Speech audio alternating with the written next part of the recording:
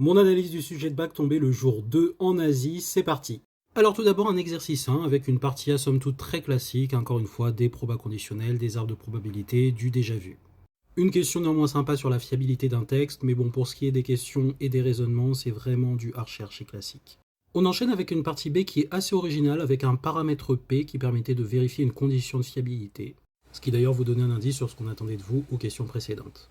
Et enfin, une dernière question dans une partie C. Je ne sais pas pourquoi ils ont fait toute une partie pour cette question, mais c'est pareil. Question type seuil avec une probabilité d'une variable aléatoire suivant une loi binomiale et on veut être plus grand que 0,99. Jusque-là, rien de bien méchant. Exercice 2, exercice classique sur les suites avec des manipulations quand même de niveau première SP.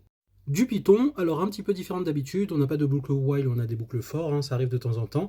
Et surtout, il fallait modifier le programme pour qu'on puisse renvoyer la bonne valeur. À la fin, on vous donnait même l'inégalité pour après en déduire quelque chose sur la convergence du n. Franchement, c'était gentil, on aurait pu au moins faire une question supplémentaire pour la démontrer. Exercice 3 avec des affirmations, il faut dire si elles sont vraies ou fausses. Ils veulent pas lâcher les affirmations pour la géométrie. Pareil, des questions qui sont classiques, on n'a pas de grosses surprises comme le jour 1 avec la sphère, et on n'a que 4 affirmations pour 5 points, franchement là c'est plutôt donné. Exercice 4 apparemment un petit peu plus consistant, avec des petites questions type équation pour trouver les valeurs de paramètres qui étaient introduits dans l'expression de la fonction.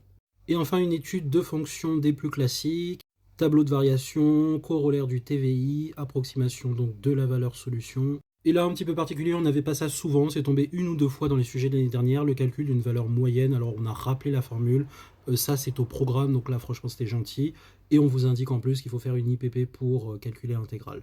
Voilà, un sujet de bac que j'ai trouvé beaucoup plus facile que celui du jour 1 dans l'ensemble. Je ne vais pas faire de corrigé entier probablement, donc si jamais il y a une question qui vous a embêté, n'hésitez pas à m'indiquer laquelle précisément en commentaire, et je détaillerai sur celle-ci.